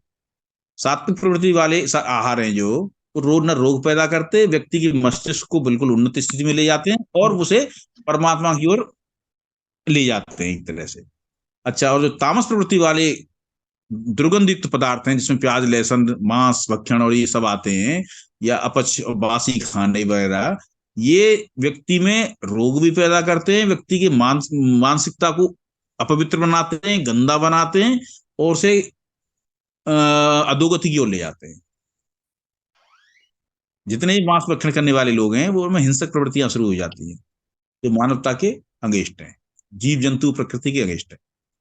तो देव संस्कृति कभी इसको फॉलो नहीं करती है, लेकिन क्योंकि आज कलयुग है और कलयुग में भी इस संस्कृति पे असुर संस्कृति का प्रभाव बहुत तीव्र हुआ है। मैंने एक चीज ग्रंथ पढ़ा है, वेनसांग आया था 6वीं 7वीं शताब्दी में, चीन का यात्री था, उसने सीयू की नाम के एक ग्रंथ पढ़ा लिखा है। उस ग्रंथ में आप पढ़ना, भारत का वर्णन उसने बड़ा अच्छा किया है, वो हिंदी में उपलब्ध भी है। तो उसमें वो लिखता है कि मैं 20 साल भारत में रहा और 50 से अधिक शहरों का भ्रमण किया। 20 साल मतलब 620 से 640 में, और 50 से अधिक शहरों का भ्रमण किया। मैंने इस पूरे देश में कोई भी असत्य बोलते हुए नहीं देखा। मैंने किसी भी घर में ताले लगे हुए नहीं देखे। लोग ताले नहीं लगाते और किवाड़ी नहीं फेरते, क्योंकि सत्य नहीं बोलता तो आदमी फिर ताला क्यों लगाएगा। और मैंने किसी को भी, ब्राह्मण क्षत्रिय वैश्य शूद्र, किसी को भी मांस भक्षण तो क्या, मैंने प्याज लहसुन खाते हुए नहीं देखा। ये तो अभी की बात है, 620 आज से मतलब 1400 साल पहले की, जब इस्लाम नहीं आया था इंडिया में। उसके 100 साल बाद इस्लाम आया है। तो उस समय भारत की ये स्थिति थी। तो मैं तो सोचता हूँ कि मैं काश उस समय जन्म लेता, तो एक तरह से सतयुग था ना, सतयुग। और क्या, सतयुग के लक्षणों के आधार पर ही तो सतयुग त्रेता द्वापर कलयुग बनाए गए हैं। तो अब ऐसी कंडीशन में देखोगे कि ऐसा समाज था, है वो विदेशी यात्री, क्या उसे 20 साल में पता नहीं चला? वो ऐसा तो है नहीं कि उसको एक स्पेशल कॉन्वॉय के द्वारा ले जाया गया हो और उन जगहों पर ले जाया गया हो जहाँ की भारतीय संस्कृति पल्लवित हो, ऐसा नहीं था। वो तो नालंदा में पढ़ा था। नालंदा उस समय की बड़ी यूनिवर्सिटी थी, उसमें पढ़ता था वो। तो पढ़ने के दौरान स्टूडेंट को तो सारी चीजों की पता रहती है हर चीज की पता रहती है। और वो 50 से अधिक नगरों में भी भ्रमण भी किया उसने। उस समय तत्कालीन जो नगर थे, कन्नौज थी, महोदया नगरी बोलते थे, थानेश्वर था, उसने सबके बारे में लिखा है। पाटलिपुत्र था, अयोध्या थी, काशी थी, सब के बारे में लिखा है इसमें। तो इन शहरों को भ्रमण भी किया, तो ऐसा तो हो नहीं सकता कि उसको राजा के अंगरक्षक ले जा रहे हों, ब्लैक कैट कमांडो को भाई उस जगह पर नहीं ले जाने देंगे। उसने तो मुक्त वर्णन किया है। तो वास्तविकता ये थी, ये रियलिटी थी, ये सच्चाई थी कि भारतवर्ष वाले लोग सत्य बोलते थे, सत्यानुरागी थे। ब्लिच संस्कृति, जिसे हम असुर संस्कृति बोलते हैं, ये शातिर, चालाक और वैश्य निकम्मी थी। इसी का तो फायदा उठाया। हमारा क्या है कि हमारा जो सत्य व्यवहार है वो राजनीति में भी चला गया, डिप्लोमेसी में, जो नहीं जाना चाहिए था। जो राजकीय व्यवहार है वो एक पृथक होता है, और सामान्य जनता का व्यवहार या पर्सनल व्यवहार जिसे बोलते हैं, चाहे वो राजा का भी हो, वो एक अलग चीज है। राजनीति एक अलग चीज है। राजनीति में हमें कभी भी सत्य व्यवहार को अगर न भी हो तो वो अपराध नहीं है, पाप नहीं है, डिफेक्ट है। क्योंकि बिना डिप्लोमेसी के आप असुर संस्कृति को कंट्रोल में नहीं कर सकते। भगवान कृष्ण को देख लो, अगर वो भगवान कृष्ण से बड़ा डिप्लोमेट पैदा ही नहीं हुआ सृष्टि में है, तो उस समय अगर वो कर्ण को, वही न मारो, कर्ण को नहीं मारते तो कर्ण मरता क्या? भीष्म पितामह की खोज के नहीं लाते तो भीष्म पितामह को अर्जुन मार पाता क्या? द्रोणाचार्य को नहीं करते नरो वा कुंजरो है हतो होता, अश्वत्थामा हतो होता, तो क्या वो द्रोणाचार्य को मार सकता था क्या? तो डिप्लोमेसी में लागू नहीं है ये चीज लागू है पर्सनल व्यवहार में। और पर्सनल व्यवहार में सारे पांडव नंबर 1 के सत्यवादी थे और धर्मानुरागी थे। युधिष्ठिर तो ऐसे धर्मानुरागी थे तो वो विकट से विकट परिस्थिति में भी धर्म का फॉलो करते थे। और बलराम जी भगवान श्री कृष्ण भी, तो ये तो मुख्य भगवान के अवतार ही थे। तो लेकिन राजनीति में कभी भी हमको इस सिस्टम को फॉलो नहीं करना चाहिए। राजनीति तो राजनीति है। तो राजनीति में आप व्यवहार किस व्यक्ति से कर रहे हो, किस राजा से कर रहे हो, उस चीज पर डिपेंड करता है कि आपका नीति क्या होनी चाहिए। तो सनातन संस्कृति द्वापर युग में इस तरह से बची, संघर्ष किया, और संघर्ष के द्वारा इन्होंने, भगवान श्री कृष्ण और पांडवों ने इसका उद्धार किया, इसको उस विकट परिस्थिति से निकाला गया। उनके घर में ही ये मानसिकता घुस गई थी। आगे बढ़े तो कलयुग में बहुत लंबे समय की शांति रही, 2-3 हजार सालों की, 2-2.5 हजार साल। फिर एक बौद्धिज्म के रूप में ये संस्कृति फिर पल्लवित हुई। अब आपको बड़ा अटपटा लग रहा होगा, ये सत्य है, लेकिन बौद्धिज्म वामपंथी विचारधारा है जो निरीश्वरवादी है और जो भौतिकवादी है, जो परमात्मा के अस्तित्व में विश्वास ही नहीं रखती है। कई गुणों में वो असुर संस्कृति से थोड़ा पृथक थी, लेकिन कई गुणों में उससे भी आगे थी। वामपंथ बौद्धिज्म का एक सबसे निकृष्टतम रूप है, वो है अघोर पंथ जैसे बोलते हो, तो अब सनातन संस्कृति ने भी अडॉप्ट कर लिया है। अघोर पंथ जो है वो विकृततम अवस्था है, मानसिक अवस्था है वामपंथ की। उससे निकृष्ट सोच नहीं सकते आप। पंचमकार उसमें चलता है, आपको पता होगा, आप थोड़ा सा गहराई से देखो उसे। पंचमकार यानी मैथुन वगैरह ये सब चीजें, तो वो मरी हुई स्त्री से भी संभोग कर लेते हैं। इससे विकट स्थिति आपके दिमाग में आ नहीं सकती एट एनी रेट। वो मरे हुए उसका डेड बॉडी का मांस खा लेते हैं। इससे ज्यादा विकृततम स्थिति किसी मस्तिष्क की नहीं हो सकती। इसको बोलते हैं वहां तंत्रयान। 3 थे ना, हीनयान, महायान, तंत्रयान। तो ये विकृततम परिस्थिति थी। इस अवस्था में 90% लोग निरीश्वरवादी, भौतिकवादी हो गए थे उस समय। ये वामपंथ का क्यों महिमा मंडन करते हैं वामपंथ वाले, पता है आपको? बौद्धिज्म का बहुत बड़ा महिमा मंडन करते हैं। इसका कारण ये है कि इन्हीं का एक वर्जन था। तो ऐसी कंडीशन में शंकराचार्य का उद्भव हुआ। उन्होंने फिर सनातन संस्कृति को अपने मूल रूप में पहुंचाया और बौद्धिज्म को इस हिंदुस्तान से, इस मतलब भारत देश से हमेशा के लिए, आर्य जम्बू द्वीप से, आर्य संस्कृति से हमेशा के लिए विदा कर दिया। वो भी एक संघर्ष था, वो एक साथ पूरा नहीं भागा। शंकराचार्य आए झटके से, एकदम से कोई मशाल सा दिखाया और वो एकदम से भाग गई बहुत, ऐसा नहीं हुआ भैया। इसके लिए भी 2-3 जनरेशन तक प्रयास किए गए, 100, 200, 150 सालों तक प्रयास हमेशा बहुत बड़े स्तर पे हुए। शंकराचार्य से पहले स्टार्टिंग कर दी थी, जैसे वहां परशुराम ने कर दी थी ना, सुधारने की स्टार्टिंग भगवान राम से भी पहले। एक को तो उन्होंने मारा था परशुराम ने, सहस्त्रबाहु अर्जुन को, वो भी तो विकृत मानसिकता में चला गया था वामपंथ में। यहां ऐसे ही कुमारिल भट्ट ने शुरुआत की थी। कुमारिल भट्ट शंकराचार्य के पूर्ववर्ती थे। इस सनातन संस्कृति को उद्धारक में बात करो इस कलयुग में, तो कुमारिल भट्ट थे। उन्होंने बौद्धिज्म का खंडन मंडन किया और ये लोगों को बताने में सफल रहे कि ये बौद्ध जैसे बुद्ध निरीश्वरवादी हैं और भौतिकवादी हैं, ये नहीं है। भौतिकवाद नहीं है सच्चाई, सच्चाई निरीश्वरवाद नहीं, ईश्वर है, साक्षात है।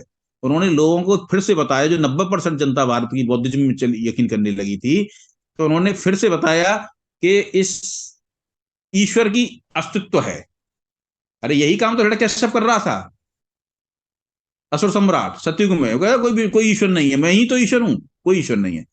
यही द्वापर में पुनरुक्ति कर रहा था, खिल्लियां उड़ा रहे थे। तो यही बौद्धिज्म ने किया। तो उन्होंने पुनः बताया कि ये सत्य नहीं है, सत्य ये है।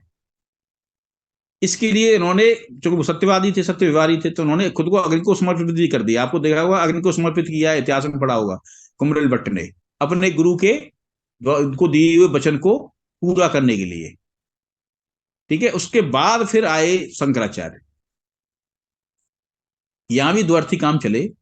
जिस पुष्यमित्र शुंग को, सम्राट पुष्यमित्र शुंग को, सुधर्मा चौहान को, ये लोग, सुधर्मा चौहान को तो भूला ही दिया, वामपंथी इतिहासकारों ने आउट कर दिया बिल्कुल।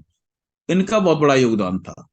शंकराचार्य धर्म सम्राट थे, वो इन सुधर्मा चौहान को साथ लिया उन्होंने, और साथ लेके इस भारत भूमि से हमेशा के लिए बौद्धिज्म से मुक्त करा दिया। और जो 90% जनता यहाँ बौद्ध उसमें चली गई थी निरीश्वरवादी संप्रदाय में, उसको पुनः वापस सनातन में ले आए। आपने एक चीज देखी हुई, ये मठ बनाए इन्होंने 4, जिसका बहुत आजकल उल्लेख हो रहा है। उसका उद्देश्य था कि भाई भविष्य में कभी भी अगर इस संबंध में कोई भी गफलत पैदा होगी, कोई भी ऐसा पैदा होगा कि भाई विभेद टाइप का, कि भाई ये क्या धर्म है, क्या शास्त्र है, क्या नहीं है, तो ऐसी कंडीशन में ये मठ निर्णायक भूमिका निभाएंगे। दूसरा एक कारण मठ का ये भी था कि बौद्ध जी ने बहुत सारे निकम्मों को इकट्ठा कर लिया था। एक बार बता दूं मैं आपको, सनातन संस्कृति किस आधार पर, आधार बताऊं मैं आपको, वो भी नहीं बता पाया मैंने तीनों का वर्णन तो कर दिया। सनातन संस्कृति का एक ही आधार है, एक ही, वो है कर्मवाद। कर्मवाद का मतलब जैसा कर्म करोगे जैसा ही फल मिलेगा। कर्मण्येवाधिकारस्ते मा फलेषु कदाचन। जैसा तुम कर्म करोगे, फल कर देने वाले ईश्वर है ईश्वर, लेकिन वो कर्म के अनुसार देते हैं।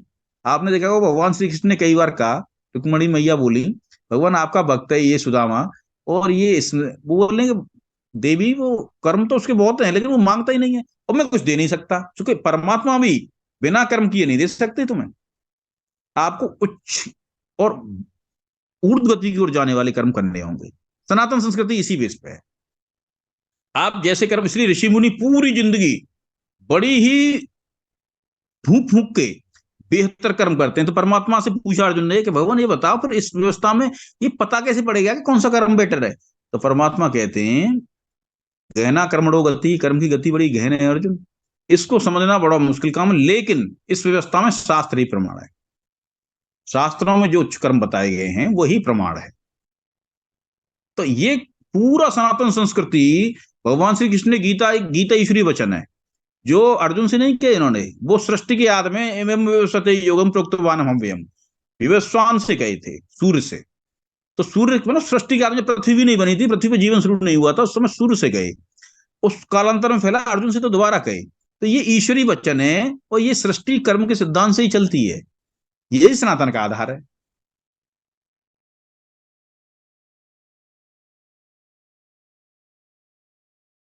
हारा क्यों फिर भाई? इतना बढ़िया है तो इसलिए हारा कि कर्मवाद को छोड़ बैठा था वो। तो ऐसी कंडीशन में इन्होंने क्या किया, ये जो वामपंथ की विचारधारा है वो एंटी कर्मवाद है। आपने देखा होगा बौद्धिज्म का सबसे बड़ा लक्षण अकर्मवाद है। निरीश्वरवाद, अकर्मवाद और भौतिकता, ये बौद्धिज्म के 3 बड़े लक्षण है। आप देखना पड़ेगा, आप गहराई किसी चीज को समझना चाहते हो उसको गहराई तक समझो। पहले कुमरिल ने वही तो किया था। कुमरिल ने बौद्ध गुरु से इनकी गहराइयों को समझा, उसके बाद में उसको रिफ्यूटेशन कर दिया। ठीक है, तो ऐसी कंडीशन में अब एक व्यवस्था आई, इन्होंने एक व्यवस्था बना रखी थी कि सारे आओ भाई दुनिया के सबसे बड़े आलसी लोगों, और यहां रहो और धर्म प्रचार करो। एक्चुअलिटी में क्या होता है कि सनातन तो एक संस्कृति है, इसका कोई अगुआ नहीं है, कभी नहीं रहा। ये तो धीरे धीरे अनुभवों के आधार पर, आप जैसे वरिष्ठ लोगों ने और जो संत लोगों थे, वरिष्ठ लोग थे, उन्होंने अपने अनुभवों के आधार पर पल्लवित किए है। ये मैं सही कह रहा हूं या गलत कह रहा हूं, बताओ। ठीक है, लेकिन इसके एंटी में जो वामपंथी विचारधारा है, वो ऐसा नहीं हुआ है, वो कोई अनुभव नहीं है उसमें। वो एक संप्रदाय की तरह व्यवहार करती है। एक व्यक्ति आया, उसने चला दिया, रावण आया, उसने रक्त संस्कृति चला दी। एक हिरण्यकश्यप आया, उसने असुर संस्कृति चला दी। एक चारवाक आया तो उसने द्वापर युग में संभाल लिया मुद्दा, संप्रदाय चला दिया अपना, चारवाक संप्रदाय से बोलते हैं। एक तीसरा बुद्ध आया तो उसने बौद्धिज्म चला दिया। एक मोहम्मद आया तो उसने अपने इस्लाम चला दिया। तो ये एक संप्रदायवादी है। ये ऐसे ही है जैसे आज में डेट में आप देखेंगे, कोई आदमी आए, ठीक है, मैं नाम नहीं लूंगा, राम रहीम टाइप के मान लो, या वो मान लो, तो ये अपने संप्रदाय को चला दे, उसके बाद उसके अनुयायी उसके लिए पागलों की तरह लड़ते हैं। वो कुछ नहीं देखते, उनकी बुद्धि का जो वो है ना नट बोल्ट, वो ढीले पड़ जाते हैं बिल्कुल, जो ऑर्डर करता है वो मर जाते हैं, मार देते हैं, ऐसी कंडीशन होती है। तो ये कोई अनुभव के द्वारा जनित नहीं है, इसीलिए ये हमेशा आधिपत्यवादी है। जो आधिपत्य नहीं होगा तो फिर उनका प्रसार कैसे होगा? और प्रचारवादी है। कभी तो आपने सनातन के लिए कोई प्रचार करते हुए देखा है क्या? आज तक बता दो सनातन का प्रचार फलाने ने किया, नहीं किया। सनातन तो अपने गुणों के द्वारा अडॉप्ट किया जाता है, लेकिन जो संप्रदायवाद है वो आधिपत्य के द्वारा होगा। तो आधिपत्य के लिए प्रचार आवश्यक है, तो एग्रेसिव प्रचार करते हैं। एग्रेसिव प्रचार आप देख लो, सारी ईसाई मिशनरी प्रचार पर आधारित है, सारे इस्लामिक सभ्यता प्रचार पर आधारित है। प्रचार नहीं होगा तो काम नहीं होगा। तो अच्छा, उस प्रचार के क्रम में क्या करते हैं वो लोग फिर दूसरे को कष्ट देते हैं, जिस संप्रदाय में प्रचार कर। जैसे आज आपको पता है अमेरिका में कौन थे? इस अमेरिका में जो ये गए एक क्रिश्चियन लोग, इनसे पहले सारे लोग रेड इंडियन थे। वो रेड इंडियन कौन थे? अरे भैया, तुम्हारे ही वो थे। जो महाभारत की विशाल युद्ध हुआ, उसमें विज्ञान तकनीकी खत्म हो गई, तो अमेरिका में रहने वाले भारतीय अमेरिका में रह गए, भारत वाले भारत में रह गए। आज अभी विश्व युद्ध हो जाए और ये कम्युनिकेशन के साधन और आने जाने के साधन ये खत्म हो जाए, तो अमेरिका में जो आपके भाई लोग रह रहे हैं वो क्या यहाँ इंडिया में आ पाएंगे? फिर भूल जाओ, पीढ़ी दर पीढ़ी में ही रहेंगे ये। ठीक है, वही रेड इंडियन थे। महाभारत में उल्लेख है, वेदों में भी उल्लेख है कि जब वहां से, मैं ऋषि का नाम बोल रहा हूँ, हरित ऋषि थे यानी कौन से थे, तो विमान से चले यहाँ उनको यज्ञ कराना था, तो रास्ते में हर वर्ष सोते हुए आए वो। हर वर्ष बोलते थे यूरोप को, उस समय 8-9 वर्ष थे ना, अजनाब वर्ष, भारत वर्ष, हर वर्ष। विश्व को उन्होंने 7 द्वीपों में और जम्बू द्वीप को उन्होंने 9 वर्षों में बांट दिया था। ये तो आपने पढ़ा होगा, ठीक है। तो उसमें एक हरिवर्ष भी था, ये भारतवर्ष था, एक अजनाब वर्ष था, ये फलाना था, ये मतलब इस तरह से थे, 9-10 वर्ष थे। तो वहां होते हुए आए। तो ऐसी इसका मतलब क्या है, जब कम्युनिकेशन के साधन है, आने जाने के साधन है और ये सब कुछ है, तो उस स्थिति में तो अमेरिका जाना, ऑस्ट्रेलिया जाना बहुत संभव है, आप चले जाओ कभी भी। लेकिन अभी ये खत्म हो जाए, विश्व वर्ल्ड वार हो जाए, तो फिर क्या वो वहां के वहां रहेंगे बेचारे? 2 सगे भाई हैं, एक भाई मारा गया, एक भाई यहाँ रह गया, बोलो क्या करोगे? ऐसे ही रेड इंडियन थे सारे के सारे, वो वहां रह गए। तो उनको तो पूरे वंश को ही खत्म कर दिया है, पूरे सिस्टम को ही खत्म करके फेंक दिया इन लोगों ने। आज वहां एक भी रेड इंडियन नहीं है, पूरे अमेरिका में नहीं है, क्योंकि उत्तर अमेरिका से दक्षिण अमेरिका तो फैले हुए थे वो लोग, उनकी सभ्यता थी बाकायदा। लेकिन रीजन क्या है कि आधिपत्यवादी सभ्यता नहीं थी उनकी, वो अपने आप में मस्त थे। वो उनका देखो, सनातन संस्कृति एक सिद्धांत है, ये दुनिया सबके लिए है। दुनिया का हर जीव परमात्मा का अंश है, ये सनातन का मुख्य आधार है। कर्मवाद और समत्ववाद, भगवान ने गीता में भी क्या, समत्वम योग उच्यते, तो ये मुख्य आधार है। तो इसलिए सनातन संस्कृति आधिपत्यवादी नहीं है। उसे तो लोग खुद ही, जब ये नष्ट हो जाती हैं आधिपत्यवादी चीज, वो आइटम, तो खुद ही लोग उसे अडेप्ट कर लेते हैं। ये परमात्मा की एक हवा चलाते हैं, उसमें एकदम से सनातन फिर से दोबारा खड़ी होती है। अब 1000 सालों में जो चला देखा तुमने इंडिया भारतवर्ष में, फिर संबंध इसमें, इस मैटर में, इस संदर्भ में उल्लेख करना चाहूंगा कि इस्लाम से पहले अरब में क्या था? कभी आपने सोचा है? इस्लाम एक आधिपत्यवादी धर्म है। सबसे पहले मोहम्मद ने क्या किया, अपने पूर्वजों के पूरे इतिहास को नष्ट कर डाला। तो साला इस इतिहास को सबने जाना ना, तो सब समझ लेंगे कि तुम्हारी उत्पत्ति कहां से हुई भाई। तो अगर इसी कंडीशन में जो आने मेरे अनुयायी हैं, वो अनुयायी भी सोचने को व्यस्त हो जाएंगे, अरे हम तो वो थे पहले यार, वहां से उत्पत्ति हुई। तो सारे इतिहास को, सारे परंपराओं को, सारी जो तुम्हें दिखाई देते थे, उन सारी इमारतों को, उन सबको नष्ट कर डाला। आपको पता होगा 600 से पहले का इतिहास नहीं मिलता है। एक सौभाग्य से एक पुस्तक मिलती है वहां, जो समय टर्की की लाइब्रेरी में है, इस्तांबुल की में। तो जरहाम कवि एक हुआ करता था, तीसरी शताब्दी का, चौथी शताब्दी का, चौथी का था, तीसरी नहीं चौथी का।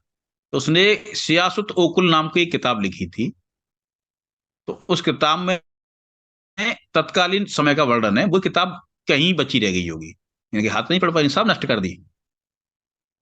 इन्हीं के ग्रंथ में लिखा हुआ है कि जब एक बार मोहम्मद ने अपने सगे चाचा से, अबू तालिब नाम था, कहा कि भाई तुम इस्लाम कबूल करो, तो उसने कहा नहीं, मैं तो अपने पूर्वजों के धर्म में बढ़िया हूँ, मैं तो अपना मूर्ति पूजा ही करता रहूंगा। तो ये मूर्ति पूजा कौन से धर्म में होती है भैया, ये बताओ। ईसाई में थोड़ी होती थी। पूर्वजों का धर्म कौन सा धर्म था, ये साफ लिखा हुआ है। और वो तामुर अपने पूर्वजों के धर्म को मानते रहे।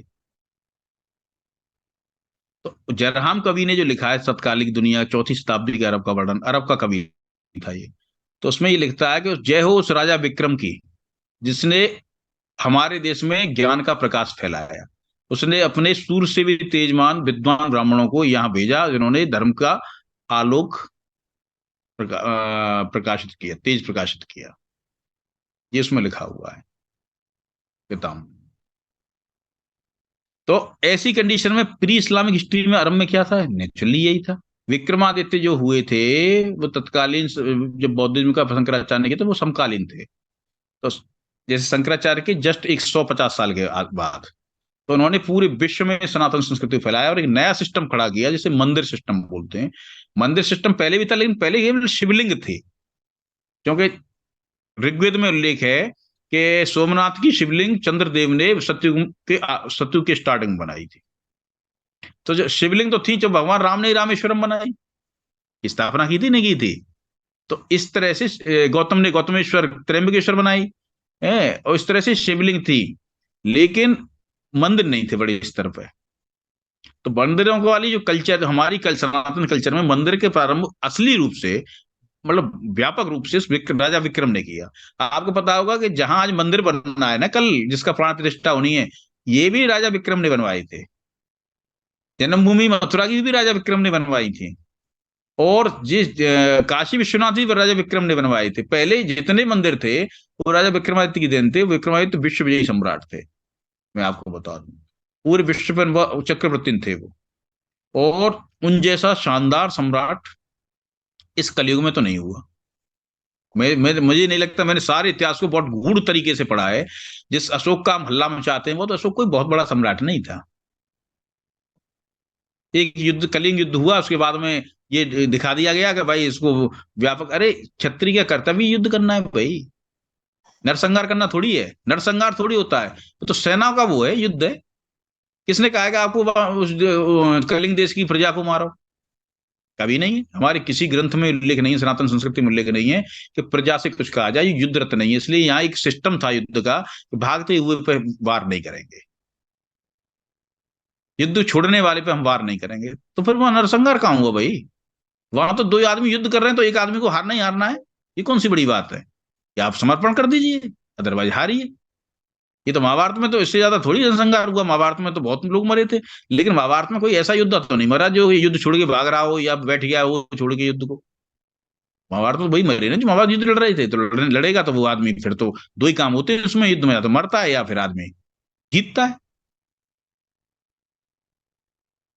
तो ऐसी कंडीशन में तो सम्राट विक्रम ने इस सनातन संस्कृति को पूरे विश्व में फैला दिया। शंकराचार्य ने भारतवर्ष को वामपंथी मानसिकता से मुक्त किया, और विक्रम ने इसको वर्ल्ड वाइड कर दिया। जो मंदिर आप क्या सोच रहे हो? ये तो उल्लिखित है ना उसमें कि 362 प्रतिमाएं थी। 360, सॉरी, काबा में एक मुख्य मंदिर है और 360 प्रतिमाएं थी, चार छोटे मंदिर। और अरब कबीले के सारे इलाके के लोग वहां आके पूजा करते थे। पूरे वर्ष में 2 बार उत्सव होता था वहां। उसको ही थोड़ा बहुत इधर उधर करके कन्वर्ट कर दिया गया, फिर काबा मंदिर को हटाया। 3 मुख्य देवियां थी और 3 मुख्य देवता थे, हुब्बल, अल्लाह और ये एक और तीसरे नाम, ऐसी 3 उज्जमानी और वगैरह, ये 3 देवियां थी। तो ये क्लियर इंडिकेशन है। उससे प्री हिस्ट्री को क्यों खत्म कर दिया गया? कि जिससे कि उनको पता ना चले कि भाई तुम थे क्या आखिर। तो वो सनातन संस्कृति का चरम था जो राजा विक्रम ने वहां पहुंचाया था, और विक्रम ने इनको ये ज्ञान दिया था। अदरवाइज असुर संस्कृति तो खत्म सी हो गई थी ना, बिल्कुल खत्म होने का, बिल्कुल खानाबदोशी अवस्था में पहुंच गई थी। तो वो तो खत्म हो गई थी, उनके माइंड से निकली गई थी। तो उन्होंने यहाँ को अडॉप्ट कर लिया फिर।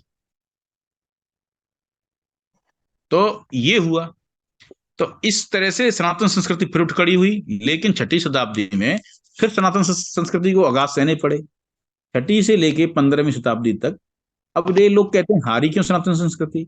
हारने के पीछे कई कारण है भाई, हम अद्वैतवादी तो है नहीं, हमें तो लोग सुमोटो अडेप्ट करते हैं, क्यों? इसके गुण ही इतने शक्तिशाली हैं।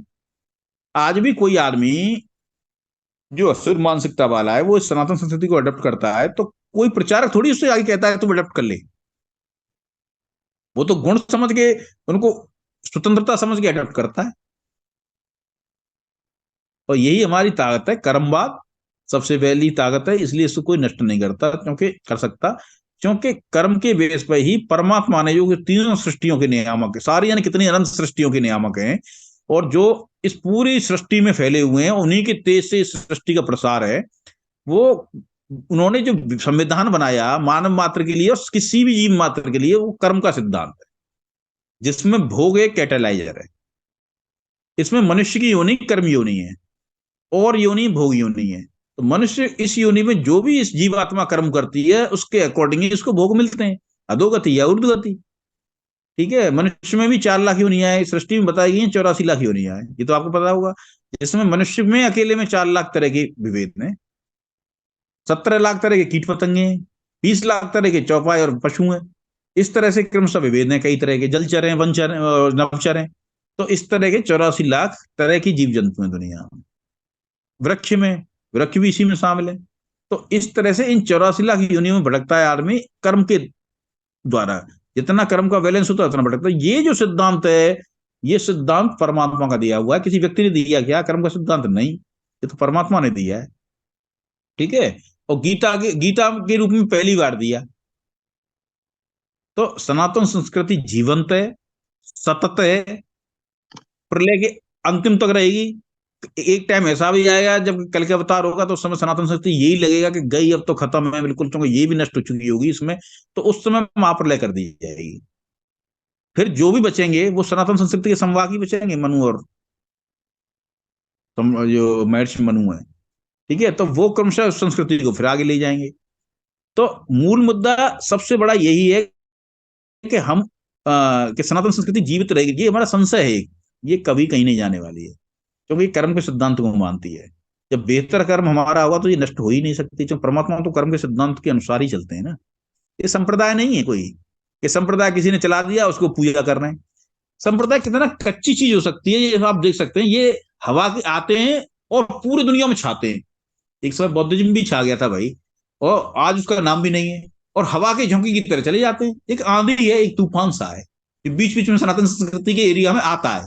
वो सनातन तूफान ऐसा आता है, लगता है कि सब कुछ काला पीला हो गया, पूरा सिस्टम काला पीला हो गया, अब कुछ नहीं बचेगा भाई, ये तो हवा बहुत तेज है। और वो हवा सिर्फ ठंडी पड़ जाती है, चली जाती है। और सनातन ये हम लोग यहीं रह जाते हैं, या मतलब सनातन धर्म, सनातन संस्कृति यहीं रहे। धर्म नहीं है, एक संस्कृति है।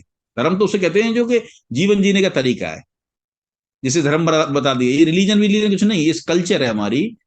ठीक है, ये संस्कृति है हमारी, जो आदिकाल से चली आ रही है, जो अब भी है और आगे भी रहेगी। इसलिए इसमें सततता है, जीवंतता है। संघर्ष किया है इसने, संघर्ष तो है, ये बात ध्यान रखो। लेकिन संघर्ष, ऐसे संघर्ष हैं बहुत बहुत, ऐसा लगा कभी कभी कि खत्म सी हो जाएगी, लेकिन फिर भी नहीं हुई। भाई हो कैसे जाएगी? कर्म के सिद्धांत से एस्टैब्लिश्ड है ना, तो नहीं होगी। आपने देखा कि उस विकट परिस्थिति में भी मीरा, सूर, तुलसी, कबीर जाने कहां से चले आए, रसखान, इवन उनके यहाँ भी, वो भी आके यहाँ गुणगान करे। तो वो उन लोगों ने 14वीं शताब्दी में उसको जिंदा रखा, तुलसी इन लोगों ने जिंदा रखा। तो ये मरेगी नहीं। उस समय से विकट परिस्थिति तो नहीं हो सकती, आज भी नहीं, कभी नहीं हो सकती है। आज तो वो हमेशा उनका पराभव शुरू हो चुका है, समय जा चुका है। देखो परमात्मा न्यायकारी है, वो कुछ समय सबको देता है। वो कुछ समय रेगिस्तान वाली कौम को देखा है, उन्होंने बहुत दिन दुख पुआ लिए, भाई 100-200 साल इनको भी दे दो। अब हमारे लिए तो भैया 500 साल बहुत बड़ी बात है, लेकिन उन परमात्मा के लिए 500 साल एक आंख मीचने के बराबर भी समय नहीं है। आपको समय का काल विभाजन पता है कार्यों का क्या है? ब्रह्मा का 12 घंटे एक कल्प है, एक कल्प 14 मनवंतर के बराबर है, एक मनवंतर 71 चतुर्युगी के बराबर है, और एक चतुर्युगी 4 युगों के बराबर, यानी 43.5 लाख वर्षों के बराबर है। अब सोच लो कि उनके लिए 200 वर्ष के आए, 400 वर्ष के आए, 600 हजार वर्ष के आए, वो दे दिए बस। अब आप देख रहे हो दुनिया में हर जगह परास्त हो रहे हैं, हर जगह पिट रहे हैं। अब नहीं आगे बढ़ सकते, क्योंकि अब उत्तर काल चल रहा है। ठीक है। तो ये एक संप्रदाय है जो जो आंधी है ना वो जा चुकी है, तूफान जो काली पीली आंधी वो जा चुकी। अब तो केवल उसका लास्ट चल रहा है कि हल्की हल्की हवा बह रही है, बस एक आध थोड़ा बहुत हल्का फुल्का। तो सनातन संस्कृति आज भी वट वृक्ष की तरह खड़ी हुई है, इसकी जड़ें इतनी गहरी हैं, वो कर्मवाद में है। और एक बात बताऊं, धर्म में है। धर्म क्या चीज है? धर्म कोई संप्रदाय का, कोई व्यक्ति द्वारा स्थापित चीज नहीं है। धर्म है किसी व्यक्ति, इसके गुण हैं कई, इसके चौपाई हैं, चार मतलब पांच या छह पाए हैं इसके। इसमें सत्य, जिसमें निष्कामता, जिसमें समता, ये सब धर्म के पाए हैं। ये गीता में भगवान ने एस्टेब्लिश भी किए हैं, और रामायण भी यही कहते हैं, वेद भी यही कहते हैं, पुराण भी यही कहते हैं। पुराणों में जितनी भी कहानियां हैं वो धर्म के एस्टेब्लिश करने के लिए ही बनाई गई हैं, इतिहास। और यही हमारे दो पिलर हैं बड़े, भगवान श्री कृष्ण और भगवान श्री राम, इन्होंने भी यही एस्टेब्लिश किया है। और सात ऋषि मुनियों ने भी यही एस्टेब्लिश किया है। तो इसलिए इसको फाड़ पाना, इस वृक्ष को, इसकी जड़ का गहराई देख पाना, इसकी जड़ की गहराई तो परमात्मा तक है ना। भगवान ने कहा है 15वें अध्याय में गीता के में कि मैं इस सृष्टि का वृक्ष हूं। ठीक है। और मुझसे ही शाखाएं पल्लवित है ये। तो ये कहा है 15वें अध्याय में, आप पढ़ना देखना। तो इसलिए इसकी शाखा और इसका जड़ बड़ ढूंढ पाना इम्पॉसिबल काम है। धर्म इसके पाए हैं जिनके द्वारा ये खड़ा, हमेशा खड़ा रहेगा। धर्म का नाश हो ही नहीं सकता। वो ऐसा लग सकता है कि 500-600 साल हो गई उनके, लेकिन उन परमात्मा के लिए 600 साल कुछ नहीं होता ना। मैं बता दें, विधाता के लिए इतना है, तो और वो महाकाल और परम अक्षय काल के लिए कितना होगा। तीन तरह की चीज है ना, काल, महाकाल और अक्षय काल, ये तीन होते हैं, आपको बता दूं। काल मतलब विधाता ब्रह्मा जिसे बोलते हैं, जिससे प्राण हरते हैं सबको, जिसको एक जो हम इस समय परिबद्ध है वो काल के द्वारा है। इससे भी परे महाकाल है। ठीक है। और उस सबसे परे हैं भगवान गीता के 10वें अध्याय में बोलते हैं, एक अर्जुन कालो हम दाता, हम कालों में अक्षय काल में ही हूँ, जिस काल का कभी क्षय नहीं होता है। और सब क्षण मतलब भंगुर है, लेकिन ये इसका कभी क्षय नहीं होता। अक्षय है, वो परमात्मा है, विराट स्वरूप है, उनमें सब है। तीन उनकी शक्तियां, सृष्टि करता, पालन करता, संहार करता। तो उस परमात्मा को ही सनातन मानता है। तो इसके साथ बस मैं यही अपनी बात को कहता हूँ। मैंने सनातन संस्कृति बता दी, और कल के लिए मैं आपको सबको बहुत बहुत धन्यवाद बोलता हूँ। कल का दिन भारतीय संस्कृति के लिए, सनातन संस्कृति के लिए और पुनरुत्थान के लिए एक दिवस के रूप में माना जाएगा।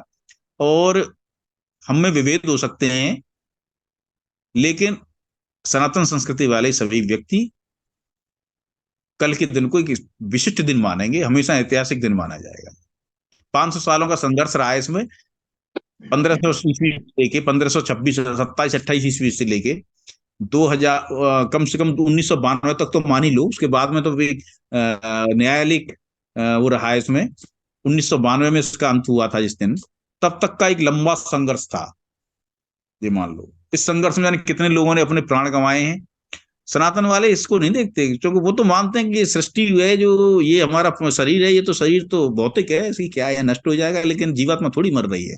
तो लोगों ने प्राण गंवाए, लोगों ने निष्काम भाव से सनातन संस्कृति के लिए, इस स्तंभ को रखने के लिए, अयोध्या, काशी, मथुरा, ये स्तंभ है हमारे, इसके लिए पूरी ताकत लगाई, और कुछ नहीं, आज हम सक्सेस हैं।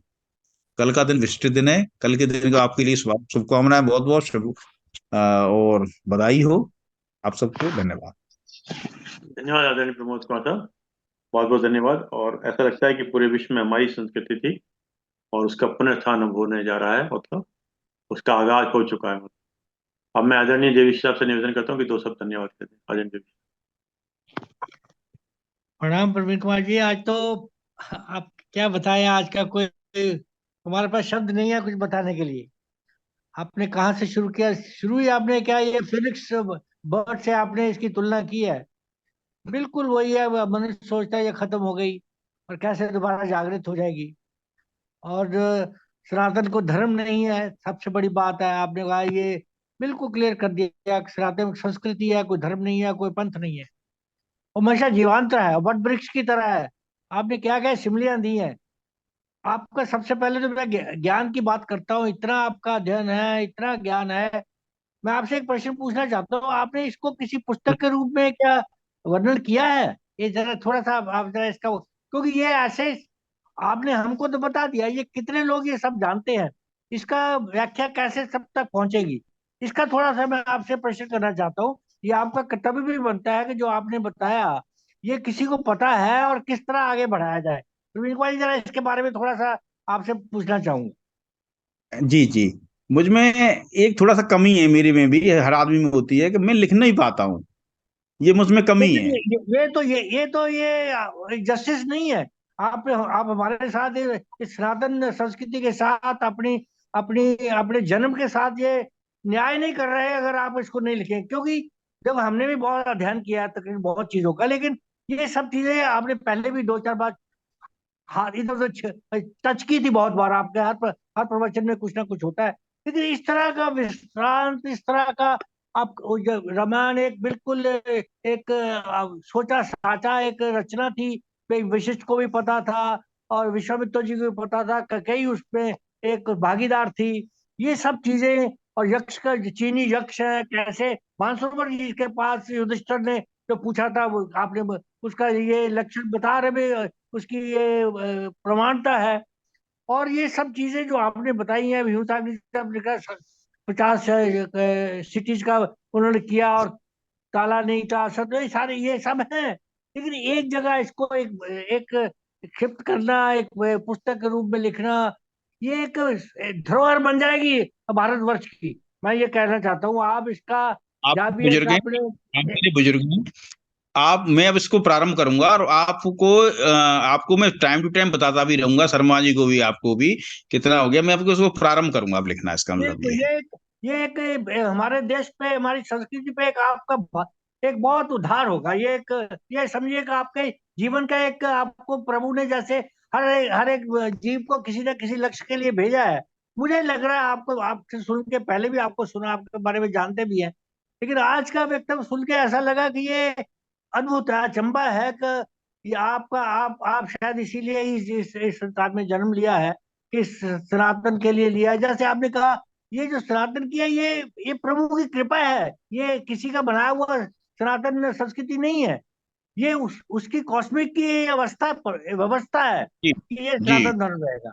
उसी कर्मवाद कॉस्मिक से, की अवस्था है, कर्मवाद ही कॉस्मिक की अवस्था है, और बिल्कुल ये कर्मवाद कॉस्मिक, ही इसका बिल्कुल यही कॉस्मिक है।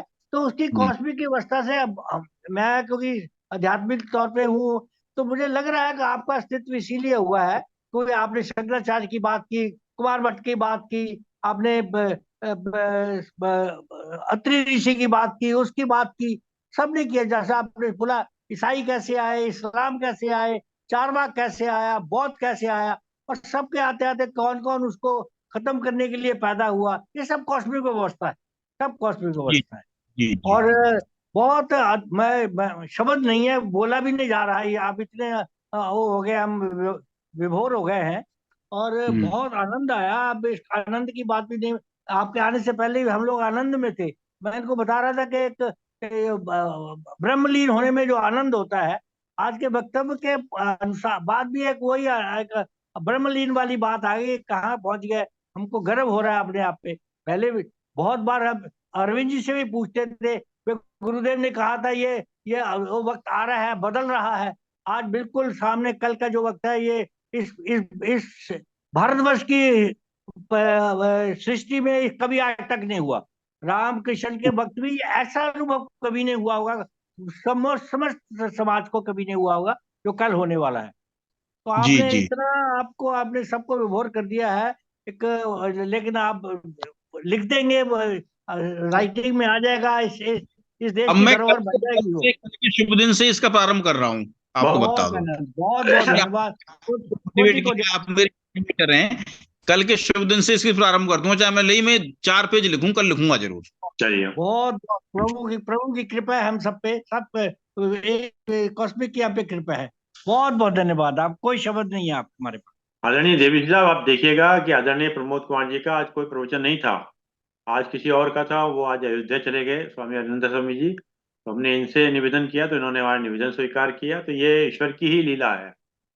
ये नहीं, शुल्क आप ही देखिए लेना तो है। सही, आप ये देखिए कि इन्होंने कैसे श्रीलंका का जो 3 इन्होंने बताए हैं, सिग्नी, शॉक और लंकनी, ये मतलब कौन किसके विचार में है, किसने ये एक्सट्रैक्ट निकाला है? तो लोगों ने पढ़ा होगा, लेकिन इन्होंने इसका कंक्लूजन निकाला है, साइंटिफिक तौर पे कंक्लूजन निकाला है। मैं आपको बता दूं, मेरा एक नेचर है, मैं मूल तत्व किताब को ही पढ़ता हूँ, हाँ, उस मूल किताब बिल्कुल पर मैं बिल्कुल। मनन करता हूँ कि मैंने अब ये सोचा कि देखिए, मैं। हाँ, अब ये जी थ्री टायर डिफेंस सिस्टम है, ये आपने जी। क्या एनालिसिस किया है इसका? कमाल का एनालिसिस किया, वो अद्भुत एक, एनालिसिस किया। जी जी जी जी, सब ईश्वरी कृपा है, ये तो सब परमात्मा ही, आप लोगों का आशीर्वाद है, इसमें कुछ और नहीं। आपने जो किया भी, जैसे राम के टाइम तो परिवार में नहीं घुसा हुआ था, तो वो नहीं, जगह जगह था, और कृष्ण के टाइम परिवार में घुस गया, उसको वो ज्यादा अपना विकट। परिवार, और उसको खत्म करने के लिए उसको अपना परिवार, ये क्या मतलब, क्या ये आपने क्या एनालिसिस किया है? ये कुछ सोच सकता है? लोग कहते हैं कृष्ण ने अपने परिवार तक को मार दिया, उसके शाप की वजह से हो गया, देखो उसने बुरा काम किया था इसलिए उसको शाप मिल गया। लेकिन आपका एनालिसिस देखिए, बिल्कुल अलग डायरेक्शन ही लगा है, सोच ही लग है, विचार ही लग है, और इतना अद्भुत है कि इसका अद्भुत, बहुत बोले कि प्रभु की आज तो कृपा है हम सब पे। आप आए और देखिए, ये विधि का विधान है, आपका वक्तव्य था भी नहीं आज, देखिए हैं, हाँ, और आज आपका वक्तव्य होना था। एक ये विधि का विधान है, मुझे 1 बजे बताया शर्मा जी ने। ये विधि का विधान है। हाँ, ये विधि का विधान है, ये विधि का विधान, ये सब होता है, परमात्मा की कृपा है। हैं? चलिए, बहुत बहुत धन्यवाद प्रभु की कृपा, बहुत बहुत। बहुत बहुत धन्यवाद जमीश साहब, बहुत बहुत धन्यवाद आदरणीय प्रमोद कुमार साहब, आपने समय निकाल समय दिया, और जूम के लोगों का विशेष रूप से धन्यवाद कि सभी लोगों ने समय दिया। और जैसा कि एक विचार के साथ और 3 बारों के साथ अपनी बात को समाप्त करते हैं, आज का विचार, मनुष्य की संपत्ति ना दौलत है, मनुष्य की संपत्ति ना दौलत है ना जायदाद है, उसकी संपत्ति तो उसका हंसता हुआ संपूर्ण विश्व है। अच्छा स्वास्थ्य, शुभचिंतक मित्र और स्वयं का संतुष्ट मन। आइए 3 बार उनका चरण करते हैं।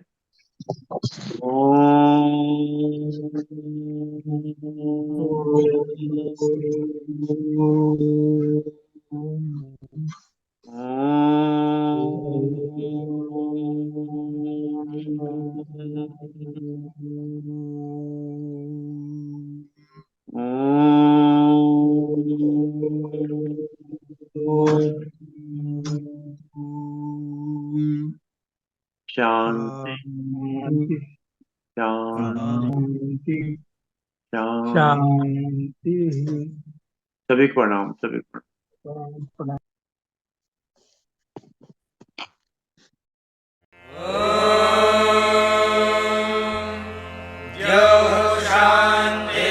शान्तिरन्तरिक्षं शान्तिः पृथिवी शान्तिरापः शान्तिरोषधयः शान्तिः वनस्पतयः शान्तिर्विश्वे देवाः शान्तिर्ब्रह्म शान्तिः सर्वं शान्तिः शान्तिरेव शान्तिः सा मा शान्तिरेधि। ॐ शान्तिः शान्तिः।